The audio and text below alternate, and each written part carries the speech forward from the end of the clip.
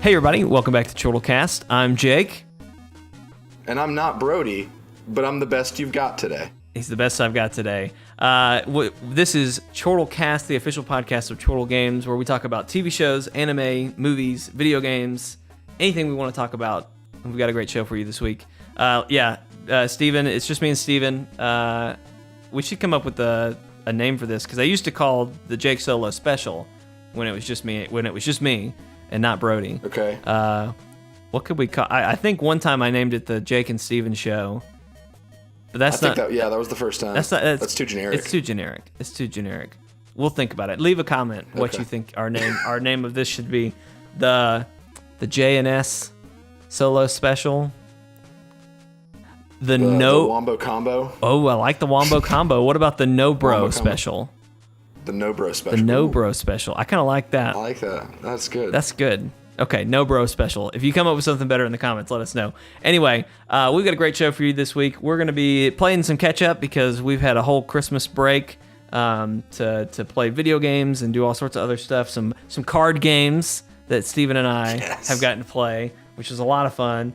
We're also going to be talking about the Nintendo Direct Mini and how awesome or disappointing that was, depending on certain people's opinions of things. We're also going to go through GameSpot has released a 2018 predictions. So we're going to look through some of that and see kind of what we think about that. And then who knows, we may go off on a tangent about chickens or pickles. I don't know, whatever. Probably a tangent. Probably not a pickle-related tangent. Here's a pickle-related tangent. Much to say. Here's a pickle-related tangent. My friend who works in a marketing firm, one of her coworkers got dumped, and so another coworker brought him a gift, and it was a card, and it said breakups are no big deal, and he gave him a big deal pickle. There you go. There's your pickle tangent. That's our pickle tangent of the week.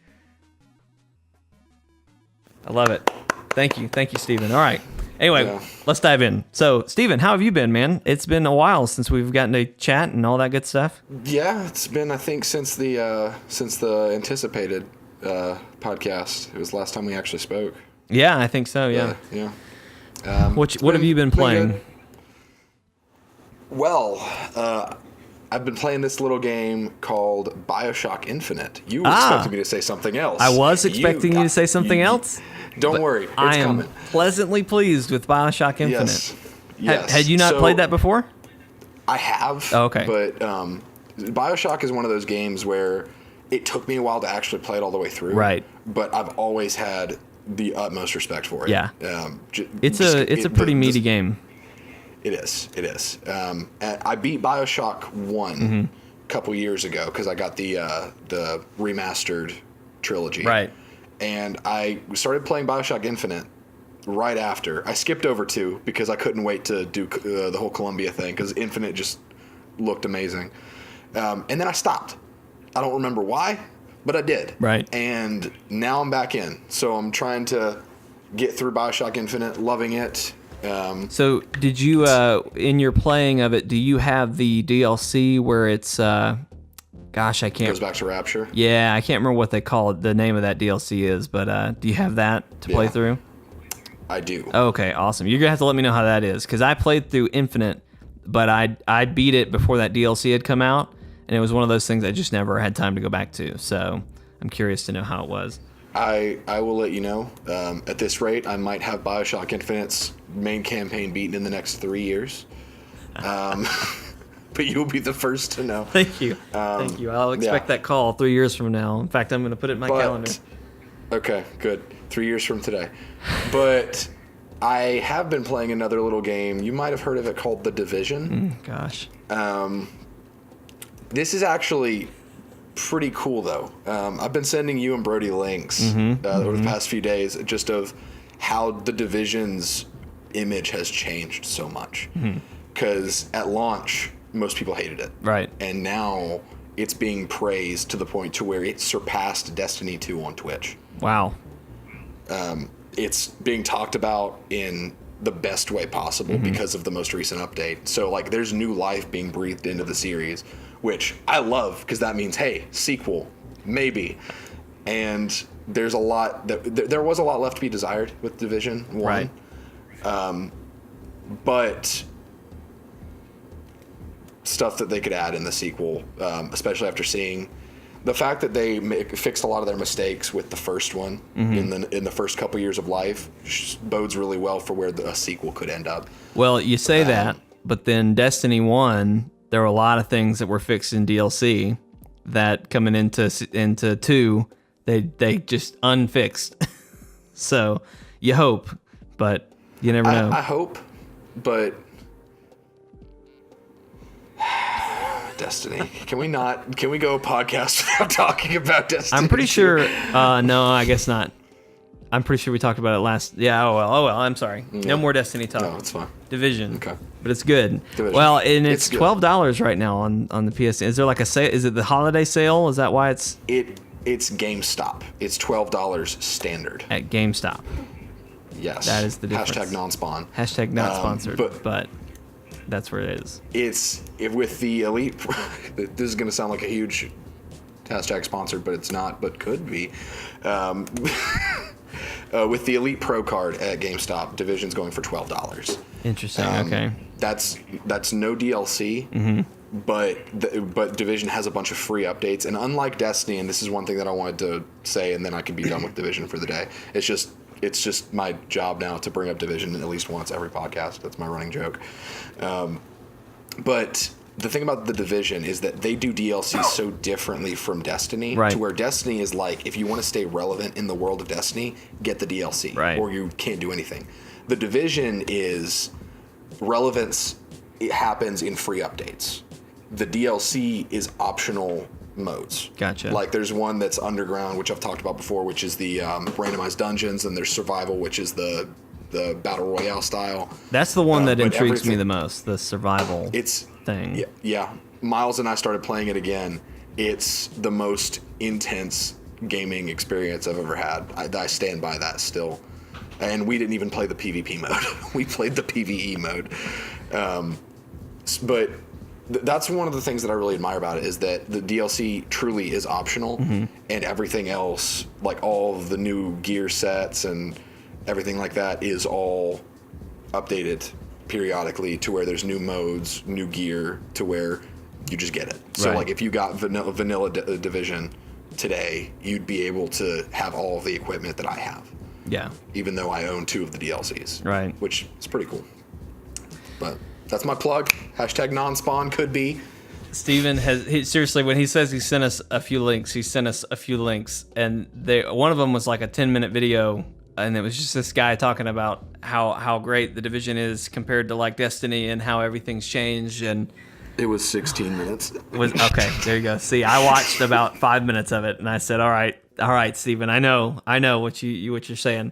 Well, that's awesome. And then, was there anything else you've been playing, or do we want to talk about what we played together over the holidays?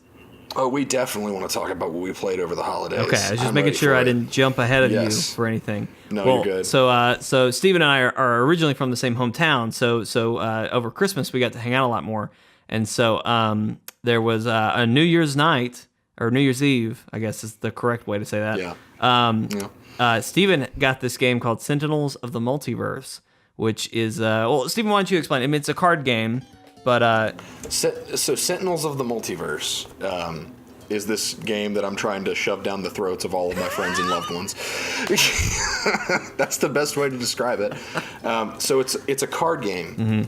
It's not a deck building game because everyone has their deck already decided, because Right. everyone chooses a hero, and I have the game and I think 6 expansions. So there's like almost 30 heroes to choose from. And when you choose that hero, you get their deck. And then you 2 to 5 people is the total number of people that can play, are all trying to fight a villain in a certain scenario. It is completely co-op. There's no PvP element, or at least in the... Yeah, there's no PvP element, because I think they made a board game that was, but the card game is completely cooperative. right. So basically the way I describe it is it's like the X-Men, the Danger Room. It's kind of like that, but in card game form where you're playing with your friends, because You all choose a hero. You each choose a hero. And then you choose where the fight is happening. Like it could be in a city or it could be in prehistoric jungle. And then you choose what villain you're fighting. And it's really cool to see how all these different heroes, there's some that are super creative. Like there's one that's like the Flash. And her special thing is that she can draw cards constantly, play cards constantly. Like her turn takes forever because she can do so much. My favorite, Captain Cosmic, he's basically Green Lantern if he looked more like Star-Lord, which is like, heck yes. But he can create these construct things, which are like little minions he can attach to other players to basically make them be better at everything they do. So this game, even though it's a card game, feels like a RPG video game, almost. Then Jake, I'll let you touch on your experience a little bit, because I've played it so much to where it's like my eyes are very, like, they're not new eyes, but you had a more fresh experience than I did. Well, so like I was saying, we played over at New Year's Eve. We played 3 rounds, I think, something like 3, that. Yeah. It took us like 3 hours. Yeah. It was so much. It was a lot. We played a lot. By the end of the 3rd round, I was ready to take a break from it. It was a lot of fun, but it did go on and on and on. But no, it's so much fun, and you're right in saying it is a lot like a video game.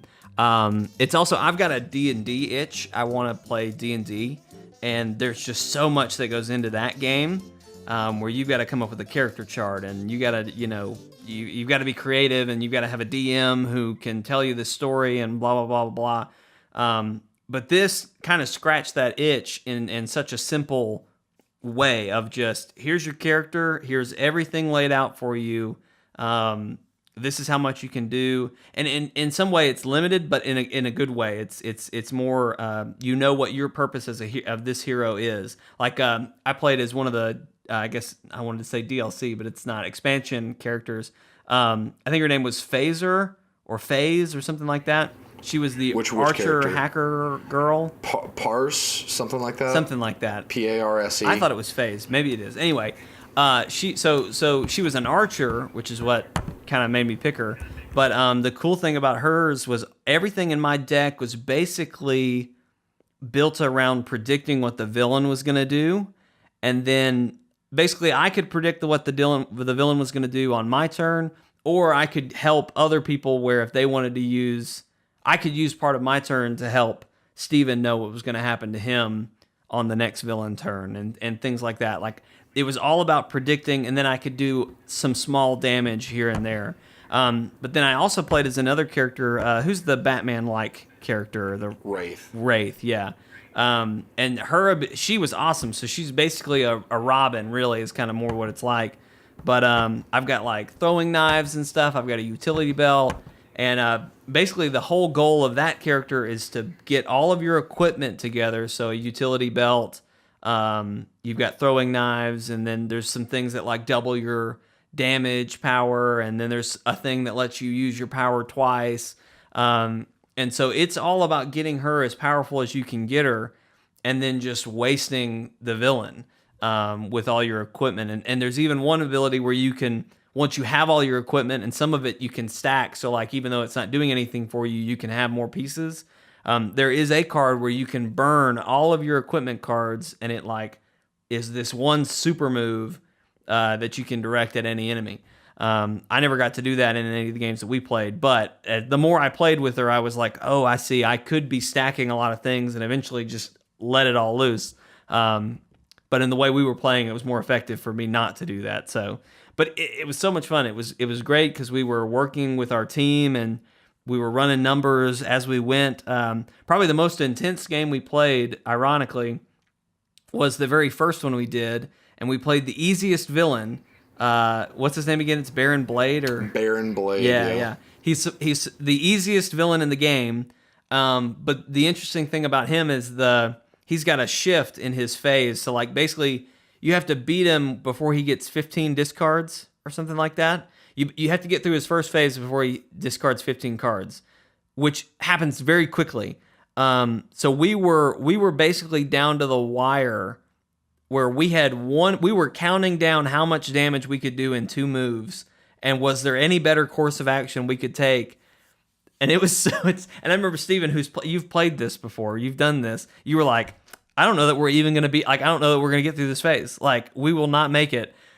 Which we had some rough draws. Like I was playing Wraith for that one, so I didn't get some equipment that I should have gotten early on. Yeah, you didn't get to see how she really was until the last game you played as her. Exactly. 'Cause you got some crap draws on that first game. I did. But that game was intense for me because I was playing the Sentinels, which is a 4-man team to where you control 4 characters at once, and they all have low health.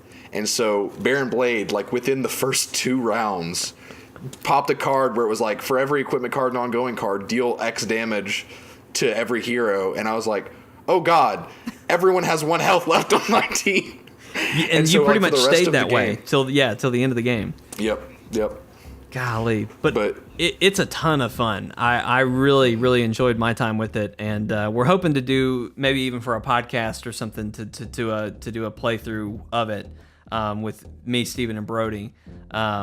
But it was a ton of fun. If you're looking for a card game with friends to do on the weekend or something, that's an awesome game to just get some pizza and play a few rounds. So, yeah. Well, all right. Well, I'll talk about some of the things I've been playing this week or weekend. I get whatever, over the holidays and everything. Per usual, I think this is the story heard around the world for gamers, especially adult gamers. I had no time over the break to play video games because I was busy spending time with family, which was good and which was fun. But I just did not get a lot of free time to game. So I did not make a ton of progress over the holiday break, but for whatever reason, this past weekend, I found myself with a full day, with basically no responsibilities until late that night. So I played Assassin's Creed Origins and finally wrapped that up. It was a really, really good game, Steven. I know you've played some Assassin's Creed games and have kind of fallen off the Assassin's Creed train. But as somebody, I came in with Assassin's Creed 2, which is Ezio. And that's really where the game started picking up. There were a lot of callbacks to those games. Basically things in the end of the story, who certain characters turn out to be and connections that are made. And even things like how the logo, like the Assassin's logo, came to be are really, really cool connections. Okay. It was really, really satisfying to beat. My complaints are that it is a huge game. It is, there is a lot in that game. And normally you can kind of cruise through a story, you can skip all the side missions and just head straight to the end. Assassin's Creed does not let you do that. You have to be a certain level to do certain things. And I feel like in past Assassin's Creed games, you could say, screw you. I'm an assassin. I can do whatever the heck I want. I know with Ezio, you felt like a god because you just could instantly kill anybody and it was great. Counter kills for days. Exactly. Not so in this game at all. So you have to, you really have to do some side missions just to get to the right level to progress through. All of it's fun. But for me, it was I was in a place where I was like, I have today to beat this or else I will probably not get to finish it. So, but it was really good. Like I said, the story and how everything connects, it really kind of all comes together in the last 2 or 3 acts. So it's kind of a long way you have to get through. But it's so worth it at the end. I really, really enjoyed it. And then the other thing that I've been playing, after I finished that, I had a little bit of time left. So I was looking through files of games to play and all that sort of stuff. And Horizon Zero Dawn was on my list, and I still have not beaten it. So I finally dived back into that. And my story with that is it came out 3 or 4 days before Legend of Zelda Breath of the Wild. And I had already pre-ordered it. I was super hyped for that game because it was on my most anticipated 2017. So I wanted to play it, but it was so close to the Breath of the Wild. It was just like, why? Why didn't they move this date? So I played it for the 3 days before Breath of the Wild, and then I just dropped it and didn't come back. Yeah. And I think it was mainly because I didn't get to the point where you really get into the game and where you really start to unlock abilities that really help you fight. Basically, I was just barely surviving any mechanical monster encounter that I ran into. So I basically, once Zelda hit, I just left it. Holy crap. That game is so good. Yep. I mean, you've heard it. It was in Game of the Year discussions, everything. And I said, I hope Horizon, if Zelda doesn't win it, I hope Horizon or Mario wins it. Blah, blah, blah, blah, blah. Man, I think I like it better than Mario. It is so good. I'm really disappointed it didn't get more awards or get more recognition because it has been so good. And something that blows my mind is the story. I mean, people have talked about how good the game is, but I still haven't been spoiled on it. Like even now, this is almost a year later. Well, not quite, but we're coming up on a year anniversary of the game. I still didn't know like what the story was. I didn't know what happened to the past humanity. I listen to gaming podcasts all the time, and no one has ever talked about it. Yeah, it's funny you mentioned that because I know nothing about the story. Exactly. It is so satisfying. It's so good. There's even down to like the mechanical animals walking around and like what their real purpose is mind-blowing. It's so satisfying. And I'm not even halfway through. I'm to the point where I am finding out some things, but I have to. So basically, I had this weekend where I got to play a lot. I dove back in Horizon and had enough time with it to where it's got me. I'm hooked. I'm ready to go. So now I've been playing it on and off as I edit, which is what I usually do with games. But that means I get about an hour a night. And so I'm at the mission where you find out everything. So I'm pushing through about an hour of that, and then I'm taking a day or two break, coming back in, pushing through the rest of it. And so I'm still on the same mission. I've been on the same mission for like a week. But I'm slowly finding out more and more about what's really going on. Anyway, it's so satisfying. The bow combat is great. I love it. I love it. So it's been a blast, and I really hate that I missed out on that early on in the year.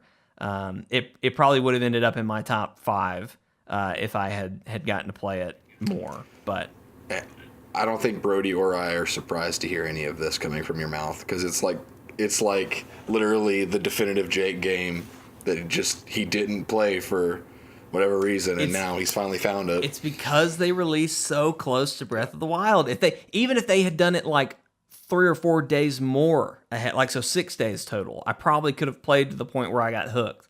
But Breath of the Wild just became such a priority at that point. So, honestly, I think that it worked out because now like. To be torn between Breath of the Wild and Horizon Zero Dawn, I'm sure would not have been pleasant for you. No. And now, like, when there's a drought of games to where, like, the next thing that's coming out for a while is probably Monster Hunter. Now you've got something. Yeah, and so, see, and y'all are hyped for Monster Hunter, and I'm still kind of like, I might get it to play with them, but I'm not really. I'm actually looking to see. Be good. I've been updating my calendar constantly as things are finally coming out announcement-wise. Shadow of Colossus is the only other thing I have written down. Right. Far Cry 5, that's March, I think. Yeah, but see, these are things I care about. Yeah. Far Cry 3 was my favorite shooter, so I have a special place in my heart for Far Cry. I'll admit, I am... Except for Primal, that's trash. I am interested in Far Cry 5. I will probably end up getting it at some point, but it's not enough to win on my calendar. So, speaking of things that are on my calendar, though, I just saw this, and I wanted to know if you had heard anything about it. Have you heard of the game Kingdom Come Deliverance? Yes. Yes? Okay. Have you not heard of this game? It just recently came to my attention. Okay. And it looks really, really good. So I want to know, do you think it's worth getting? I think for RPG fans, like for fans of games like Skyrim, to where it's like... I've heard it a lot compared to The Witcher, just more grounded. Yes, that really piques my interest.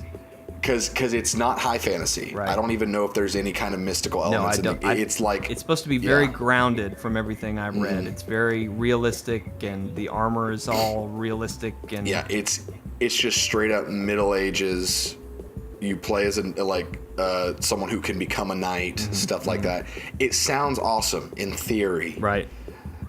But I don't know. I haven't heard enough about it. Because usually, the big RPGs, you hear a lot about it. But this has been one that, I've known about it, I think, for a couple years, and I keep forgetting it exists. Because, you even saying it now, I was like, oh, yeah. Yeah. That's the first time I've thought of this game for, 4 months. I know I've seen a thing on IGN here and there about it, but something, I guess I caught an eye of a video or something that showed me it, like a gameplay trailer or something, and I watched it and I was like, why have I not heard about this? This sounds really, really cool. Another thing I want to toss at you, since we're on this rabbit trail, have you heard of an indie game, a Kickstarter game called The Devil Inside Us, or the Little Devil Inside, I think is what it's called? That sounds familiar. Look it up on YouTube later, and anyone watching, look it up. It looks really freaking cool. It's, I guess, the best. It looks like a Zelda-like, but it's got kind of a Wind Waker, a more polygon Wind Waker style, but with guns and weapons and stuff. The video trailer I've seen, it starts off with you're this dude and you're in the desert. You're walking around. You got a backpack. We see him kind of hack at a cactus. He pulls out some water. I love the graphic, the menu interface is real minimalistic. But you see him kind of do some basic things like sleep, collect resources. You see that he has a sword, but you don't really know where that's going. Little Devil Inside. Little Devil Inside, that's it. You see suddenly these minion-looking creatures start to attack him. He fights them off. Then it kind of becomes a montage of him fighting these monsters around. And all of this is taking place in a desert. So it kind of feels like, okay, this is this world. This is a one-time thing. But then it cuts, shows a logo again. But then it shows this old man in it looks like a London kind of, a Sherlock Holmes, if you will, kind of room that's just got weird gizmos, and there's a dead body on a table that's half covered up. And it goes to this, it kind of follows this man, and he's sitting there sipping some coffee, kind of looks at it. And then it cuts to a boat ride with the same guy we saw in the desert. It's basically, it looks like this guy who we saw in the desert is an Indiana Jones or a Nathan Drake type character.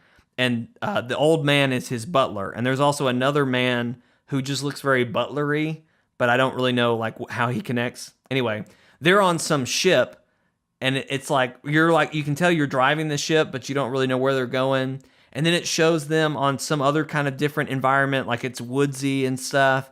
And they're hiding behind trees. And next thing you know, a freaking dragon, Steven, a freaking dragon comes across, and they're hiding from the dragon.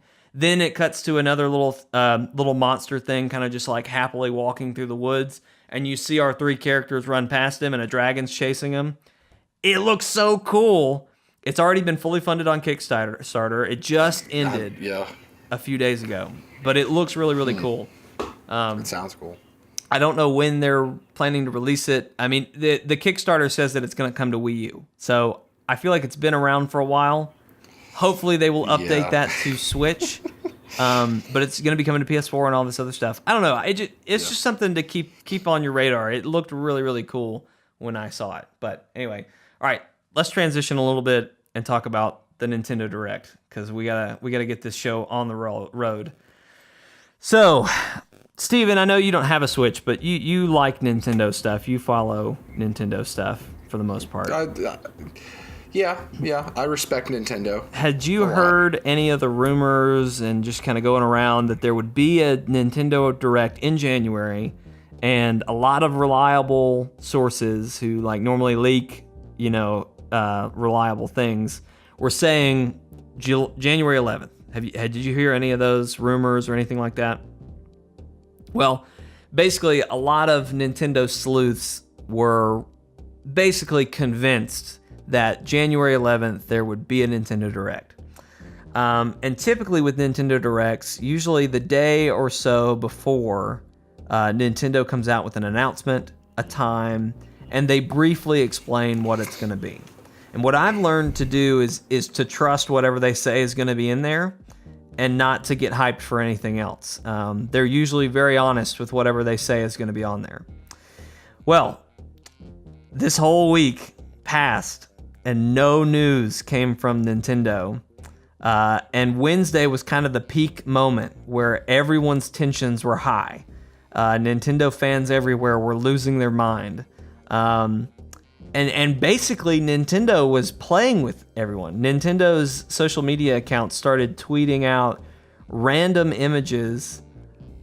Yeah, just random images with no description, nothing. One was Chibi Robo on fire. One was a me in a hot dog costume. One that did have some merit was Takatu from Mario Odyssey, who basically, when you talk to him, he gives you hints about where the next moon is. But basically, they tweeted that picture out with the phrase, and it was something to the effect of, "I know a secret that you don't. Where will you find it? Where will you find it?" Or something, some little rhyme. Basically, Nintendo was toying with everyone all day yesterday, or Wednesday, about the Direct. No news, no official announcement comes like at midnight or anything, nothing happens until 6 a.m. today. That's Thursday for those of you watching on the podcast on Friday. They release a Nintendo Direct Mini, which we have not had before. This is a completely new thing. So I get to work, and I basically, that's on my feed immediately. So I watch it. Not so great. Basically, because Nintendo, so many rumors were going around, this Direct basically had the hype level of an E3 press conference. Yeah. And I would say, for the most part, it is fan created hype. But I partially blame Nintendo a little bit for trolling people so much on Wednesday. Yeah. If they do that, then you don't do that deliver. Unless there's something really big that you've got, which some might argue some of this was. Let's just walk through it. So the first announcement is the World's End has been. Okay, oh man, this name is just weird. Sorry. The World Ends With You remixed is coming to Switch. This is like it's from the people it's from part of the team that did Kingdom Hearts. It's kind of a Final Fantasy style game. I've seen bits and pieces of it. I've never played it myself. I'm not really interested to play it. Kind of a cool thing, but it's a remastered coming to Switch. Yeah. They announced. Get used to that. Yeah. Get ready for that. That's the theme here in this whole thing. Pokken Tournament got some more DLC content. They got us. I want to say, maybe it was a Sun and Moon Pokemon. It was a new Sun and Moon Pokemon. I forget his name. He's basically a floating sword. And then they also added Blastoise to it. You would like the floating sword guy. I got him when I played through not Ultra Sun and Moon, but just Sun and Moon. Is it Honedge? He has a move called Honedge, but it's a really weird name. It's like Astrologo or something. Astro something. I really don't know. I really could not tell you. He looks like a sword. He's a floating sword. That guy. Anyway, they announced him, and then they announced, like, those are the two new playable characters, but then there's also, like, Mimikyu is a support character, which I call BS on. Mimikyu is way too popular of a character to not give him a playable fighter, but whatever. And then there was some legendary Pokemon that's also a support character. Anyway, DLC for Pokken, whatever. This was exciting. We now have a release date for Kirby Star Allies or whatever it's being called. That's coming out March 16th. So I've got that on my calendar of releases. They showed a little bit of gameplay from it. I don't know that it's new. I think they showed off like one new power that you can copy or something. Didn't show a whole lot that was like, whoa, I'm excited for this game. But they gave us a release date. Great. Next, they announced that the ultimate version of Hyrule Warriors will be coming to the Switch. I love Hyrule Warriors, Steven. Me and Brody played the hell out of that game. When we were roommates, every night just about, that's what we did. And we obsessed over every character, and it was great. That was in the Wii U age. Eventually, they came out with one that went on the 3DS. It gave it new characters and all that kind of stuff. I played that one. Yeah, did you? It's a good game. Skull Kid, is that his name? Yes. Skull Kid. Mm-hmm. He was my main. He was awesome. He was great. Yes. I liked Fi from Skyward Sword. That was one of my favorite characters to play as.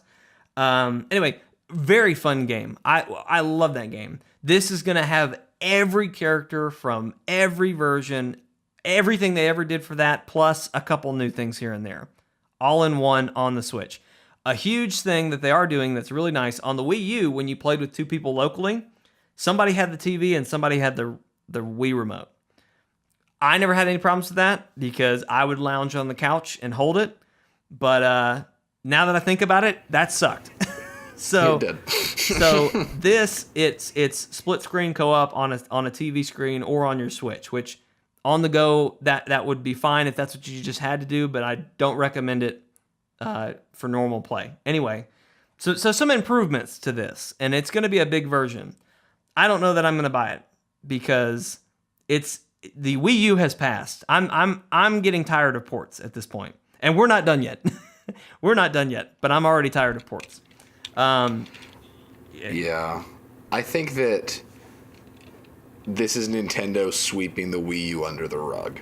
Them saying, hey, we acknowledge the fact that there are some games out there that actually were gems that were on the Wii U, but none of you wanted to buy a Wii U. There are a ton of great games on the Wii U. I mean, there's a ton. I had a lot. When I got mine, I had a huge back catalog to play through. But I've played through it. So I agree with you. And a lot of people are making that point on Twitter that some people never played this game. So, if it's a new game, whatever, that's fine. That's all fine and good, except we're not getting other games too. It's just ports right now. And some of these ports I've played, like Mario Kart. I got that, played it, had a great time. But I don't know. I'm just kind of, it's getting old. It's getting tired. And that's understandable. Mm-hmm. And again, this is them. This is my perspective on it. This is them putting their best foot forward at the beginning of the new year, mm-hmm. saying, hey, if you haven't been convinced on the Switch, if you haven't been convinced on Nintendo, I see it as like the Switch being their reboot. Right. Like it is in a lot of ways. In a lot of ways it is. So it's them saying, hey, these things from last gen that you wanted to play but wouldn't dare buy a Wii U for, hey, come over here. Switch has this and other games. Right. Stay tuned with us for the second half of the year for the real stuff. Yeah. Once they've hooked them, it's like, here's some more. So it's them, I guess, playing catch up with themselves to get the Switch a more robust Nintendo-based library while they've got the other things cooking in the oven. Yeah, I guess that's a good way to look at it. And you brought up a good point. This is just through spring. This doesn't talk about the second half of the year at all. I mentioned, we'll go through the rest of this in a minute, but I mentioned earlier this had E3 level hypes. A lot of people were expecting a Smash announcement. I think Smash is their trump card for E3. I think they're going to announce that at E3. What I hope, dream hype scenario right now, I hope they've been working on the new Smash for about a year and a half at this point, maybe longer. And I mean like really working it, like building the game out, not just ideas. I'm talking like we've been developing. And I hope that by E3, they will announce it and say, end of 2018, bam. And they will win E3 if they do that. Just automatic. That's an automatic trump card. You win, done, great. That is the ultimate Nintendo mic drop. Yeah, pretty much. They could literally walk on stage, make a press conference, and just go, Smash end of the year, drop the mic. Seriously, they could though. But really though, so many people, every time there's any kind of video game thing happening, comments are swarming with people just spamming Smash, Smash, Smash, Smash, Smash, Smash, Smash. because that's what people want right now. And now I've had there's a couple other people on podcasts I've listened to, or just on Twitter that I've talked to, who are just like, why haven't they done a port yet? Why isn't there just a Smash Wii U DX or whatever they want to call it?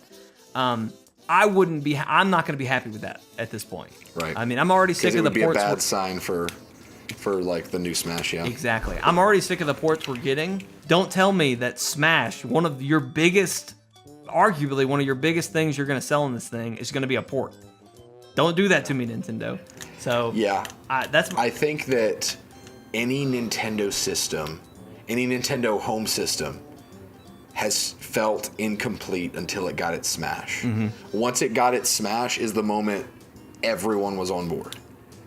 And that's what makes it a must-have system. That's how it's always been. Like, Zelda's great, Mario's great, but you play the Nintendo home consoles for Smash. Exactly. And while we are talking about a new Nintendo, because again, the Switch is a reboot for them pretty much, there's a lot to be desired. Like, a new Smash game is a ultimate mic drop for them. They may be waiting for the key moment where there is going to be a drought of things and just being like, hey, guys, new Smash is coming. Get your Switch. See, I think they've got to be saving it for E3 at this point. Even if let's say it's ready to be released tomorrow. It's not. There's no way. But let's say it is. They're gonna wait till E3 to announce it. That is their trump card by all means. So I don't know. Anyway, let's go through the rest of this list. The next one was actually a pretty decent announcement. Mario Tennis Aces is going to be released in the spring of this year. Basically, it's a new Mario Tennis.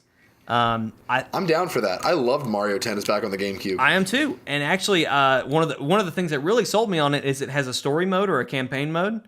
I think they said they hadn't done that since the one that was on the 3DS. I forget what it was called, but anyway, there was a Mario Tennis for the 3DS. I think it was 3DS. What? Is either that or Game Boy? I can't remember. It may have been like DS. It was a handheld. Or something It was a like handheld that. of some sort.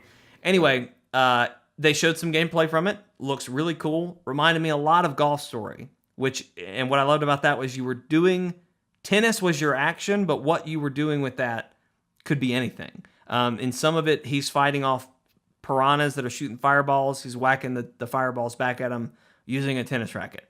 Stuff like that. Looks really cool. I'm getting it for that. My biggest question about this is why not golf? Why not Mario Golf? Golf is so hot right now. I feel like with Golf Story and Everybody's Golf and all this other stuff that's going on, golf could have been I would have gotten even more excited about golf. But I think there's Everybody's Golf. There's one other one. What's the other one? Golf with Friends. Yeah, there's a bunch of good golf games that people are like playing right now. I think personally, a new Mario Tennis for a home console is a lot bigger of a deal than a Mario Golf would be. Because Mario sports games, there was a Mario Golf, right? There has been one. Yeah. I remember on the Nintendo 64, that's the one I really liked to play. That was my first introduction to Baby Mario and Baby Luigi and all that. Right. But to me, it's like there's so much more behind a Mario Tennis because it's like a game where you get up and like it's a party game. Like it's a Mario Party style game. And I just don't see that kind of excitement with golf, no matter what they do with it. Maybe not. But I haven't touched any of the hot golf games, so I don't know. You need to. Well, you don't have a Switch, so you can. PC might have Golf Story. It's probably for PC. Yeah. Golf Story's great, man. God, I could go on a tangent, but I'm not. There was some weird. I say weird Japanese game, but it was. I don't even know how to say it because it's just strange. It's Wise 8 Lacrimosi of Dana on Nintendo Switch. It's a weird Japanese game. That's all I know how to. If you like it, I'm sorry. I skimmed over it once it got there because it was a weird Japanese game. Then they announced some.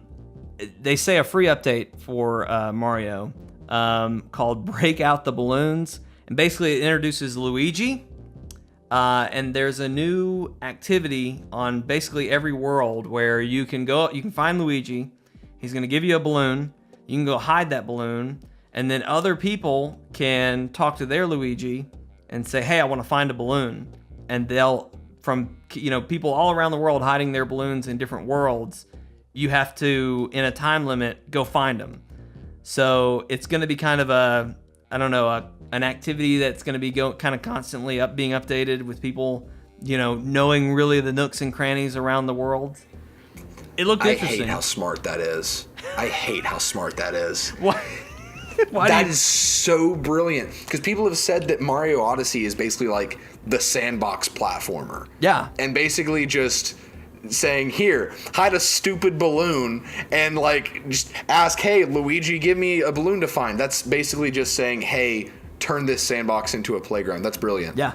I hadn't heard about this yet. That's brilliant. Yeah, it's really good. And like they were showing some bit. I mean, obviously it wasn't community created. They did this purposely, but there were some really good hiding spots that they were showing off in the demo or whatever, the gameplay of it. And I don't know, man. I don't know that I'll get into it, but I imagine that hardcore players are gonna love that. In fact, they even called it something like it's kind of like its own mini speed run or something. They said something like that, and it was just like, okay, all right, I get this. And that's one of the things about it that make me hate how brilliant it is, because that's one of those things that you can totally see done, like balloon run montages on YouTube, like that. Yeah. Gosh. Oh, that's a great idea, Steven. That's what we're gonna do when that comes out. We're gonna do a video about it. Great. That's one more point for you, Nintendo Direct Mini. Then there was also I'm just selling this Direct to you. You really I are. guess. Well, see, I watched it and I was instantly really disappointed. But then I've listened to some other podcasts and there were people who were genuinely excited about some of this stuff. And some of this stuff is really cool. Like we're gonna get into some other things that I'm excited about, but it's all very little things. Anyway, there was another weird game called Face Off in SNK, or it's SNK Heroines, and it's some sort of tag team fighting game with girls. I had never heard of it, so I kind of glossed over during that. They are releasing a new character in Mario plus Rabbids Kingdom Battle. Donkey Kong is going to be a playable character in some DLC. I don't know if it's free. It may be paid, but that's okay. I think DK is probably worth it. I know some people consider DK like one of the worst characters, but he looked really cool in the trailer they showed. He like threw a banana and it kind of worked like a boomerang. So I'm kind of hoping his powers will be that he can kind of hit multiple people at once. He also he basically saves Rabbid Peach in the trailer, and he throws her up really, really high. So I imagine he's gonna have like a really, really high throw ability. But anyway, I'm excited about that because I like that game. But again, it's a little thing. It's not like a huge new announcement. So whatever. Payday. Again, if you think about it though. This is them saying, hey, Switch doesn't have that robust of a library yet, but those games that you already own, come play your Switch again, there's new stuff to do. Yeah. This is my problem with the whole thing. The community got too hyped. And I will admit, I will first-handedly admit that we all got a little above ourselves and should have calmed the hell down.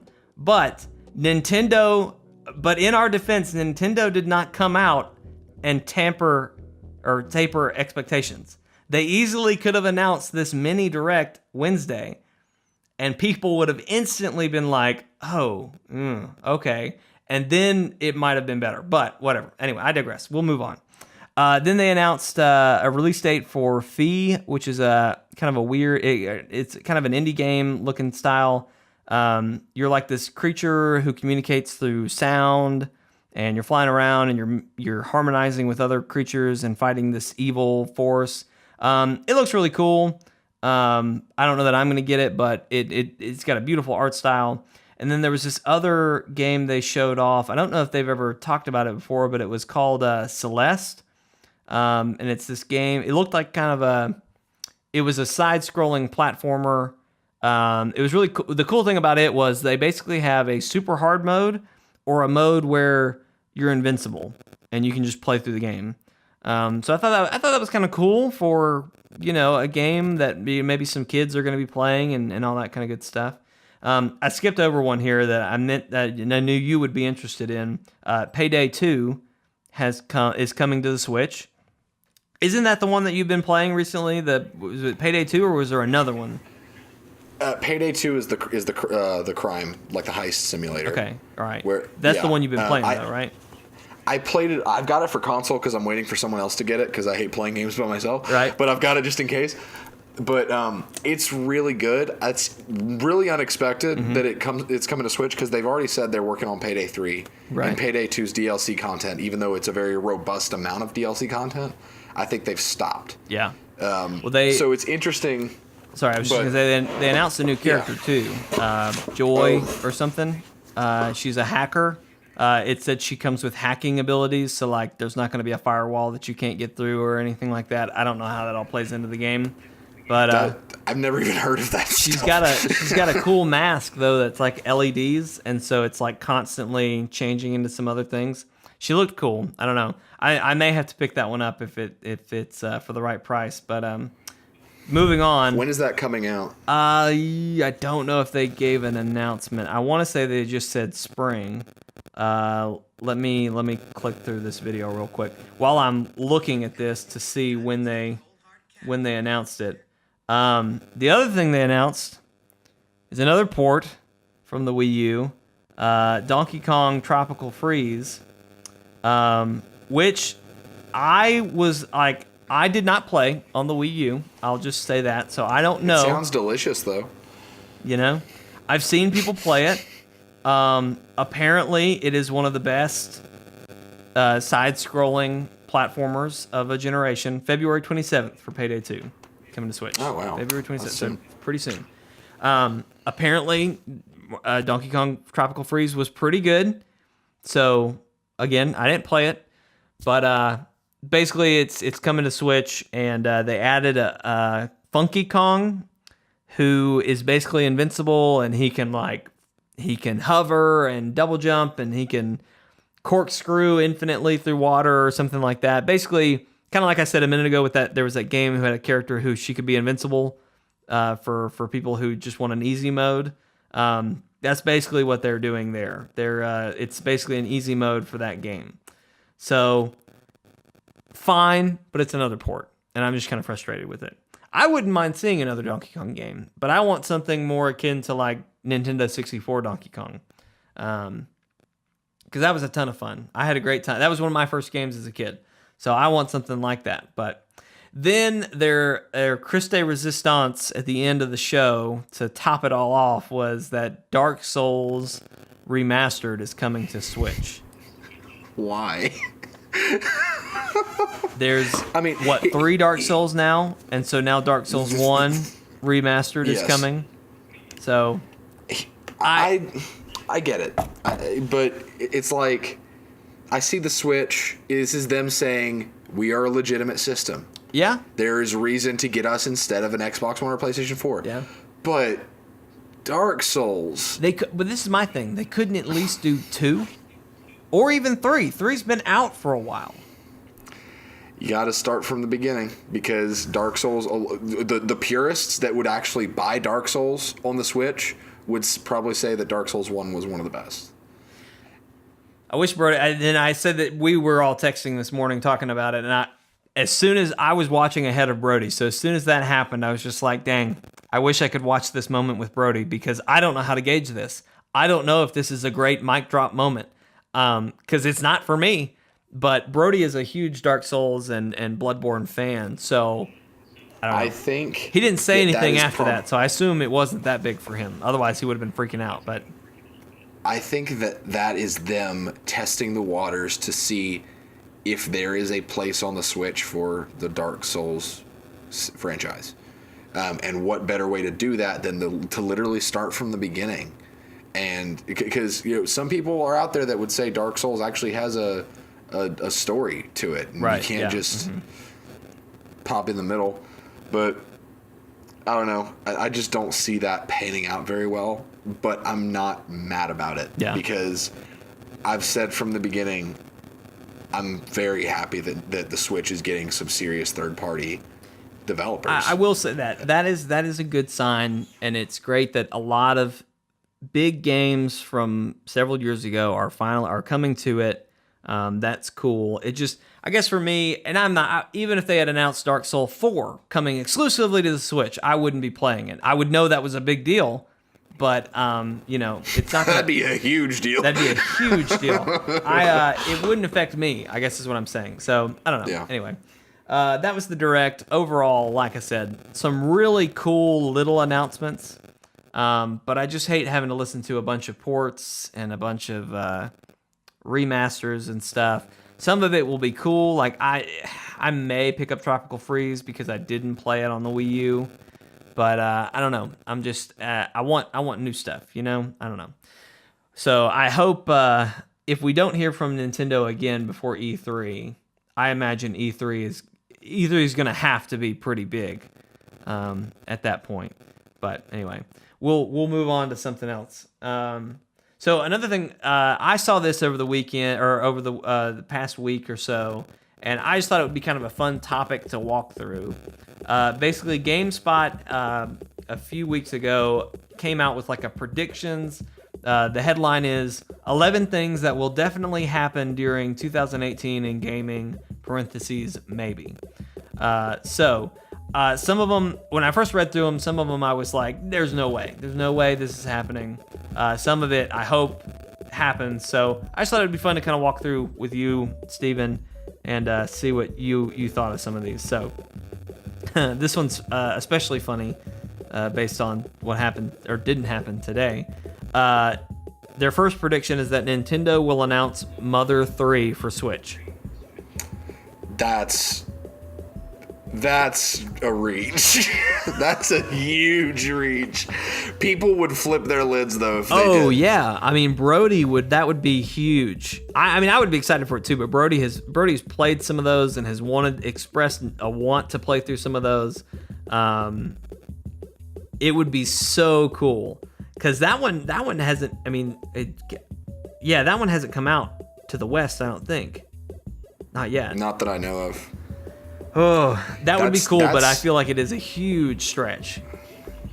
I feel like that if they're going to do that, that's one of those moments that you might need a Mother remaster for the Switch to see if the West is ready for a Mother 3. Right.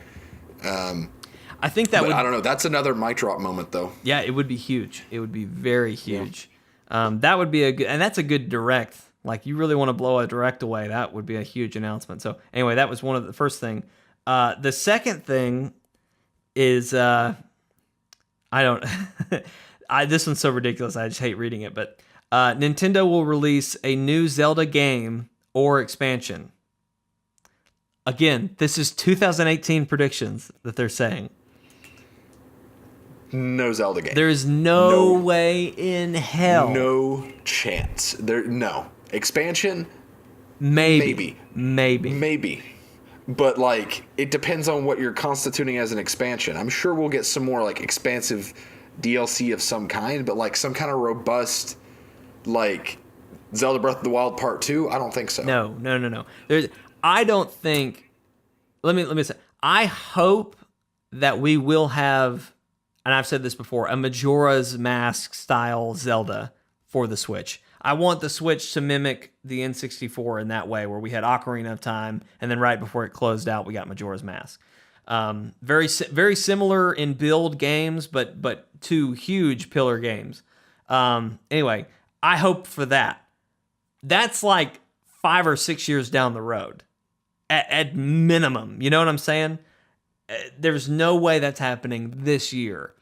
I don't even think we're going to get another expansion this year, Steven, to be honest with you. I don't think so either. I think that the Switch, they want to move on from Zelda. They will continue to show it love and quality of life stuff, but the Switch needs to show, like, non-adventure, action-adventure RPG fans, hey, there's a reason to own us. Yeah.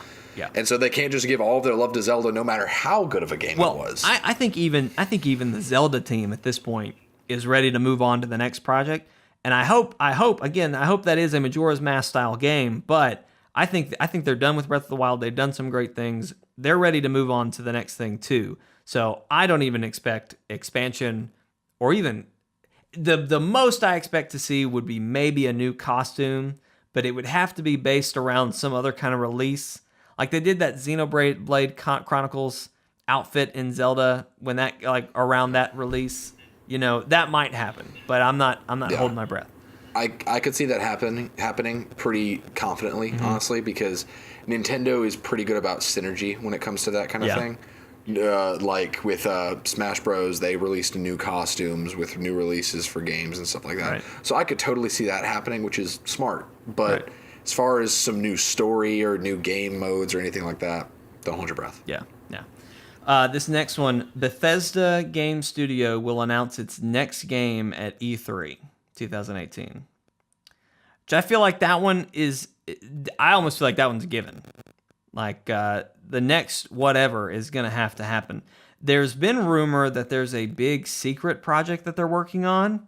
Because I know Bethesda as Skyrim, Wolfenstein, Fallout. Really Skyrim and Fallout. Those are kind of the two pillars. Elder Scrolls. Okay, I'm sorry. It's yes, not Skyrim. So sorry. Holy moly. Don't be one of those, I can't wait for Skyrim 2. Oh my no, gosh. It was Morrowind, it was more than that. Okay, it's Elder Scrolls. It started with Morrowind for me. That was the third game. Skyrim is the fifth game. Let's start it for Skyrim with me, okay? So let's calm down here. Fifth game. Actually, no, I played Oblivion first. Yeah. But I didn't play very far because it was hard. Anyway, Skyrim is supposedly the next in the list. That are like, it should be the next one they do. But there's been rumor that they're gonna do something completely different. That they're gonna drop a completely new thing, which I love new IP, so I'm fine with that. But I am sad to see the next Elder Scrolls kind of fall to the wayside, because I really did enjoy Skyrim. Here's the thing about Bethesda: they could release anything and be praised for it. Like they are one of those developers that like people see them as perfecting the sandbox RPG formula. Right. And they do a lot of good things, but I never liked Skyrim. Mm-hmm. It's too simplistic for me, because to me the ability to choose where you go and what you do isn't as appealing to me as the content between. Right. Mm-hmm. So Skyrim wasn't a big sell for me. Fallout 4 wasn't a big sell for me. I own Skyrim, but never even got Fallout 4. I played it. I worked at GameStop, so I got to play it for a week for free. But So with Bethesda, though, like, I feel like they can almost do no wrong. Yeah, in a lot of ways, yeah. And so, like, if they came out with a new IP, it would sell. If they came out with a new Elder Scrolls, it would sell. They're not going to come out with a new Fallout this soon. No, I don't think. I think that's way off. Obsidian might be working on one. They did Fallout New Vegas. Oh yeah, and there's been some rumor about something like that coming through. And that would be cool, because New Vegas was very unappreciated. Yeah. Like, that was a good game. I enjoyed New Vegas a pretty good bit.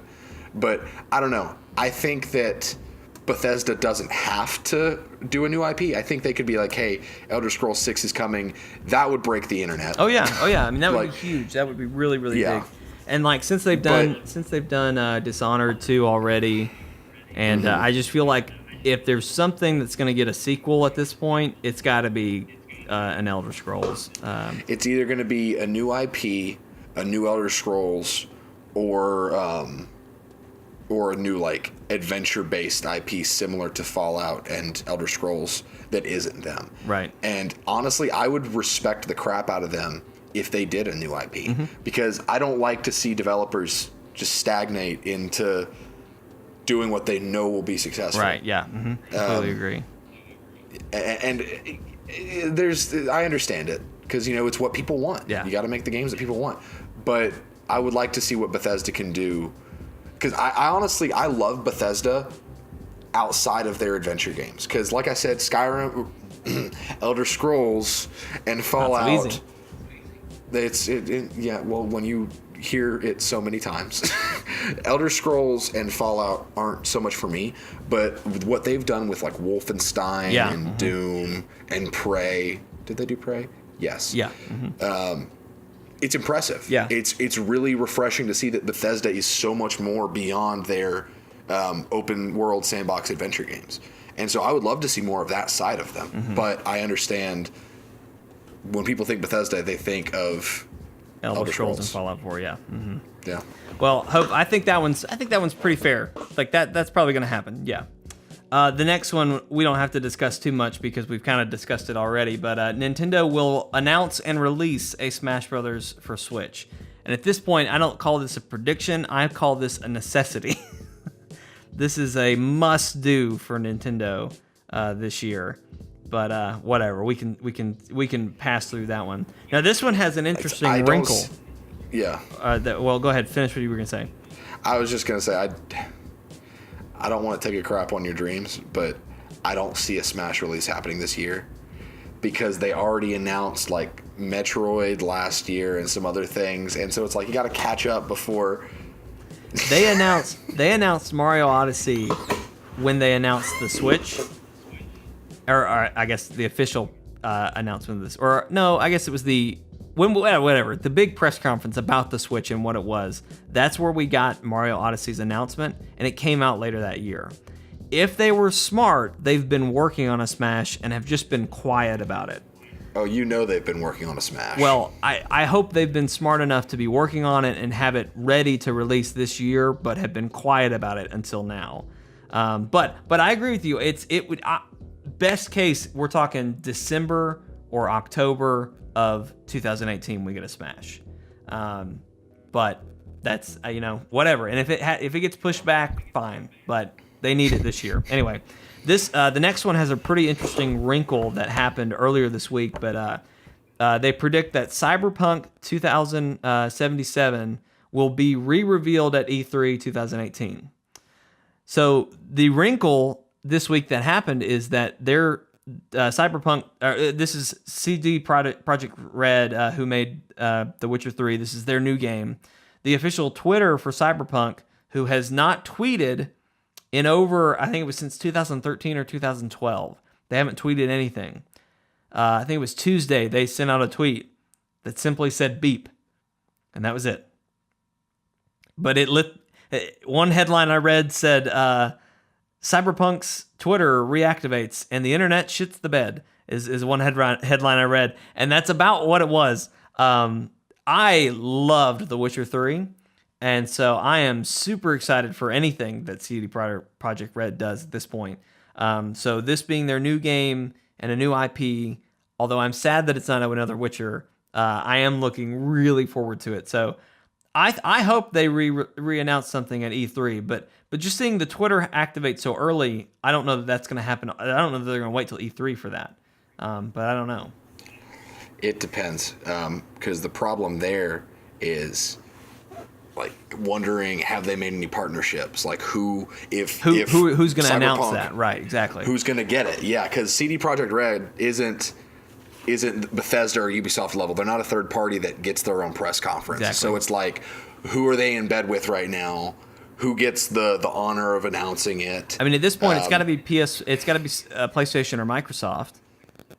It would be a huge win for Microsoft. I doubt. I hope not. I doubt it would be exclusive, but it would probably be a Microsoft thing, I would think, just because of their synergy with PC. Yeah, and I think that it has more of an established home on PC, considering that's where Witcher got its start. Yeah, that's true. Well, as long as it's not exclusive, I'm fine with that. But that would be a huge win for E3. I think that would be great. Not that it's going to come out this year, but just another an update. Where are we now? It's been 5 years since the announcement. While, yeah. So surely we could get a trailer. Surely we're getting close. Maybe another year or two. We could get a trailer at E3 because they've got that Road to E3 trailer week. Right. That could be it. That would be great. I want to touch briefly back on the Smash Brothers argument. Oh gosh, coming back. Very briefly. I'm going to call it right now. Okay. That we will not get another Smash till next year. Because next year is the 20th anniversary of Smash becoming a game. That's bull. That's absolute bull. Are you? It's true, though. 1999.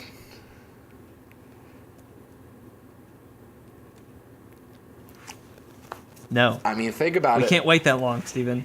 They're going to have to do... Look, I understand. I get where you're coming from. They cannot afford to do that. They cannot afford to wait that long, is what I'm telling you. They can have that DLC 1 can come out on that date. But no, They cannot wait that long for the next game. On. Here's what I think might happen. If Nintendo needs it, I'm thinking we might hear about Smash at E3 this year, and they'll be like, boom, Q1 of 2019. Right. Because that's when Smash 1 got its Japanese release. So that's almost 2018. I know. We're only talking a few months difference, really. We're talking like a new Smash in a year. Like basically a year from now. I think it's possible. That's a fair prediction. And I think that could work. But I don't want it. I want it now. I want the new one now. Fair. But I don't want to port. All right, the other prediction they made was Mass Effect ain't dead. They think a Trilogy HD remaster will come later in the fall of this year. I would be okay with that. I don't know that much about Mass Effect other than this most recent one was kind of a flop. So that would be an interesting thing to have happen. From Software's project teased at 2017's Game Awards is Tenchu, which I don't know what that one is. Basically, they don't think it's a Bloodborne 2. Yeah, they don't think it is. They think it's going to be a completely new thing in that vein of game. Which, I mean, at this point, it could be anything. It was like a 10-second trailer. So, honestly, just to touch on Mass Effect real quick, part of me hopes that doesn't think it's going to happen just because Andromeda is toxic and kind of killed the image of the franchise for a while. It did. But part of me hopes it does release because right now EA needs to see the success that can happen in those types of games because EA is going more towards the multiplayer loot box kind of atmosphere. If they release Mass Effect Trilogy remastered and it sells well, that's going to show EA, hey, there's life in these games. And then BioWare can say, hey, back the F off. Let us make Anthem the game it needs to be. Amen. Get out of our hair. That's what I want. I mean, that's a great point. That's a really good wrinkle to put in it. The next one, Nintendo will release an N64 classic. I hope this happens this year. I mean, as far as track record goes, it's on track to do that. We just had the SNES. The next one would be the N64. I mean, heck, we had the NES and the SNES last year. So it would only make sense if we're keeping on that same kind of track that we'd get an N64 and possibly a GameCube. I don't know that we'll ever get to the Wii for a few more years, but I feel like the 64 and the GameCube would be really good ones to do classics of upcoming. I'm going a little fast because I know we're going long. They say that Blizzard will announce Diablo 4. Oh God, yes. You think that's going to happen? You think that's going to happen? I would be so okay. I don't think they need to. Right. But I think they should. Because Diablo 3, there's still a large player base for it. It still looks pretty good. It plays great. But I think that it's time. Because Diablo 3 has been out for about 5-6 years now. Yeah, 5 or 6. Which I was reading. There's a 12-year gap between 2 and 3. So it would be early if they did it, but that would be cool. I'm down. I'm totally down. I love Diablo. I never played it, but I know you guys like it. I'm going to keep moving because we're running out of time. Phantasy Star Online 2 will finally come to the West. So I only remember this game because I would play it with a few guys, and it was older guys who me and Brody would play with, and we just played hide and go seek in the main level place. So I don't even know. I don't know how that worked, but we did. That's all I remember doing with that. So I don't know. Have you any inkling of that game or any? Nope. I don't either. So there you go. Sure, GameStop, we'll give you that one. Oh, if this one doesn't happen, I'm genuinely gonna be upset. I may have just lost your feed, Steven. Okay. I don't have enough. Oh, here we go. Hang on. Maybe we're good. I'm just gonna keep it rolling. All right. Oh, it's gone. All right, we don't have Steven's face cam anymore. I'm just going to insert a picture here because disembodied voice. He's a disembodied voice. Okay, this last one I really hope happens. It should have already happened, but a Spyro Trilogy remaster will be announced. I think that it could happen. I think it could be announced. Yeah, just announced, not released. Yeah, just announced. For sure, yeah. That would be cool. I love Spyro, especially the very last one they did because it was I don't even think it was part of the main trilogy, but it was the very last one they did because he was an older dragon. He was like a teenage dragon at that point, and he could actually fly. Like most of the game, you were just kind of gliding and doing some nice falling, but in that game you could fly. The problem was you were attached to another dragon, so you couldn't like go super far, but you could pretty much fly around. Oh, it was a good one. But I think Spyro needs a remaster for sure. So anyway, those are GameStop's 2018 predictions, some of which I think are ridiculous, but maybe we'll all get lucky and it'll be a great year. Hey everybody, thanks for tuning in to this episode of Chortle Cast. We do hope that you have enjoyed it. If you did, there's a few things you can do to help us out. The first thing would be to, if you're on YouTube right now, you're already at chortlegames.com. Feel free to give us a subscribe. We finally broke the 116 or 115 mark, so we're into 116 now. Feel free to subscribe there. Leave us a comment on this video. Let us know what you thought, your thoughts on all these topics. Also, if you're on iTunes, you feel free to subscribe to us there. Leave us a nice little review. That helps the channel out a lot. Also, if you want to get in touch with us, you can send us an email at chortlecast@gmail.com. You can send us topic ideas. I really like this one we did today of just kind of talking about these predictions that someone else had made. Yeah. So if you got some other thoughts like that, we'd love to do that. And last but not least, you can always tweet us at Chortle Games on Twitter, and we'll tweet you back. So we've got some great content coming up for you next week. We're kind of finally getting back into the swing of things. I hope by February we'll really be locked in and like be ready to go continuously. But we've got more Cuphead coming at you Monday. I want to say we fought. No, the genie was this week. That was a funny one. This one we fight a dragon. So we played through a level, platforming level where there was a duck and Brody said something really funny, and basically he and I both got the giggle fits, and it's really funny. You'll enjoy that. And then Wednesday we were playing a nice little Jackbox game called Monsters Seeking Monsters. It's a really fun game. You're going to want to check that out. And then, of course, we'll have up another podcast for you Friday. So I'm wrapping up because my batteries are about to die. Steven, thanks for tuning in and hanging out with me, man. Always a pleasure. Yeah. We'll see you next time, guys. I don't have any closing thoughts. Smash Brothers for the win. Yay. 2019. No.